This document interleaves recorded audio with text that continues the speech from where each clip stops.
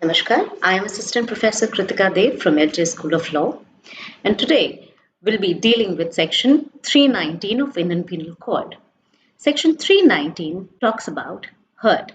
So let's read about the section in detail. Now, as we have seen, hurt is being defined under Section 319 of Indian Penal Code. Now, let's see what the definition says. Whoever causes bodily pain, disease, or infirmity to any person is said to cause hurt. Now, we are seeing that the element of pain, disease, infirmity is involved, and the very next section here we see that knowledge has to be there, knowledge, intention. Any of these two elements have to be there when you're committing any of these three acts or causing any of these three things: pain, disease, or infirmity. Now, as we have seen, the ingredients of section 319: bodily pain. Now, hurt, we generally see that if somebody just comes and just slaps you, okay, that might amount to hurt because you got some bodily pain, or somebody just pushes you and you fall down. That also causes bodily pain. So, bodily pain is one of the ingredient of this section. Then comes disease. So, it is not just the bodily pain, it involves disease as well. So here, when we see disease, disease could mean any disease which is communicable in nature. Let's take an example here. For say there is a husband A who, or there's a guy A who just goes out and talks to a talks to another person, and he had some kind of communicable disease. Then, due to the communication, the other person also got hurt or got that very disease which that person had before. Now, in this case, the other person can file a case against this very section, and the other person will be liable under section 319. So here, the first element is bodily pain, which means dragging some women through hair, pulling her hair, or pushing somebody, or doing anything which causes any of the body pain, then it will be under this ingredient: bodily pain, disease, any communicable disease. But here, disease does not mean any sexually transmitted disease, because when it comes to any sexually transmitted disease, that will be dealt under section 269 on 9 of Indian Penal Code, which talks about inflicting the disease like this. So in one case, what happened, there was one prostitute. Now, due to her acts, she sexually transmitted, or a disease got sexually transmitted to the other person. Then that very prostitute was not booked under this section. She was booked under section 269 of Indian Penal Code. So here, disease just means communicable disease and not the disease which can sexually be transmitted. For it, we have a different section. Now let's move on to the next ingredient. What is the next ingredient? It is infirmity. Now, what do we mean by infirmity? When it comes to infirmity, it means that putting any organ into such a condition that it is now unable to perform its normal acts, right? When it comes to any organ, the work of the organ, what the work was of the organ, now the inability of an organ to perform its normal function, which may either be temporary or permanent. So if at all, by any infirmity, for say it could be bodily infirmity or mental infirmity, you just try to horse somebody, or just try to uh, just come from beside a person and just try to scare that person. Now that person is still, he's unable to move, his brain is under a shock.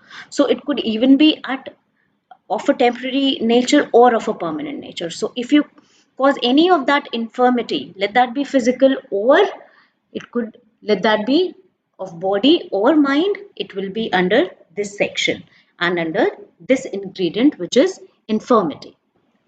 And the fourth ingredient, and the very important one, is the intention and knowledge.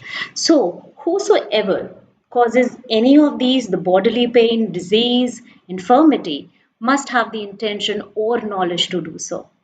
Right? If not intention, then of course the knowledge that by my this very act, the person might get hurt, or there might be any of the infirmity, let that be of body or mind, or there might be any bodily pain, or I may inflict him with a disease.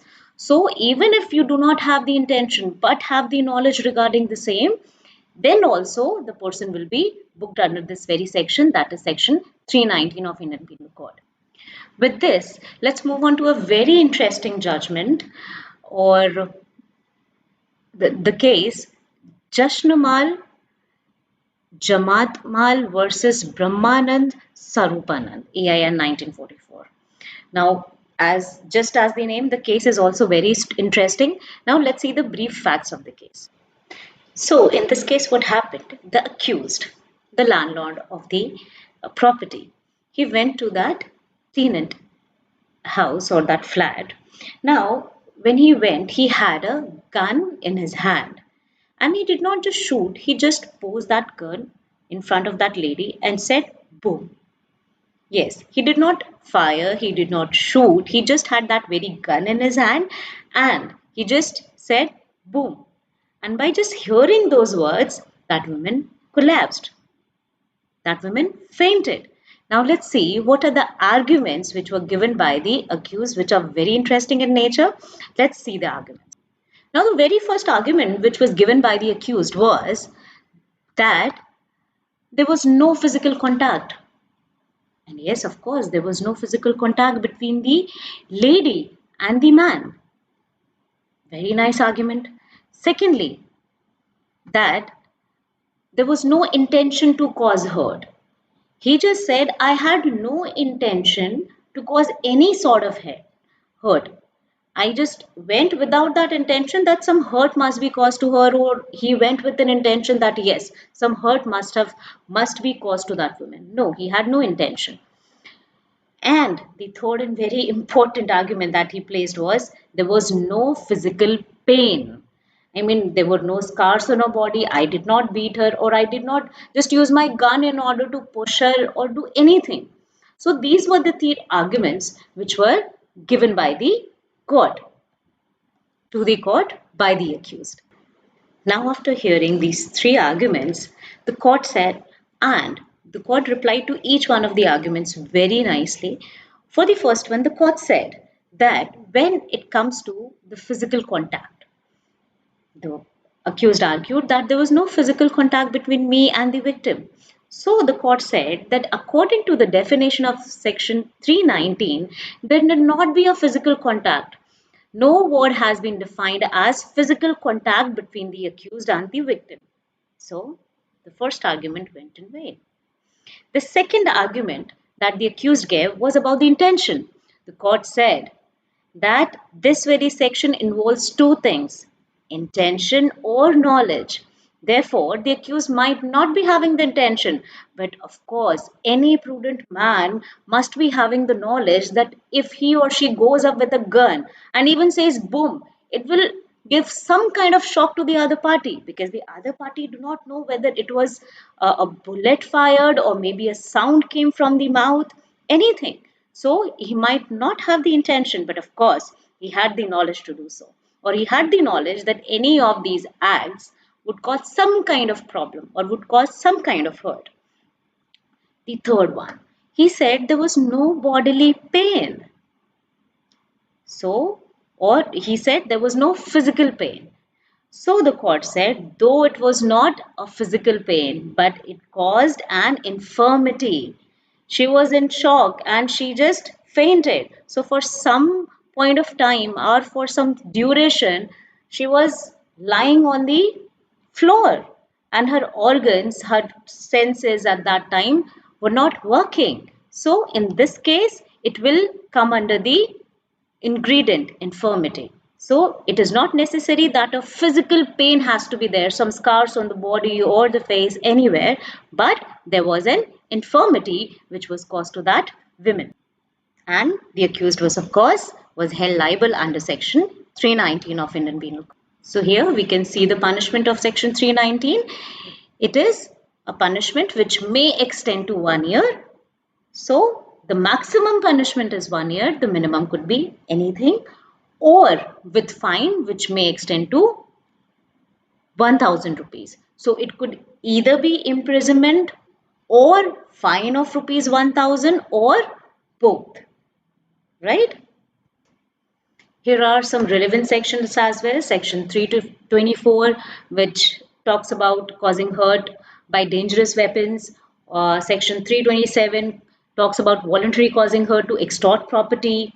Section 330 talks about voluntary causing hurt to extort confession, right? Which can be used in case of a police officer, right? He cannot use any, or he cannot cause hurt in order to extort confession from the accused.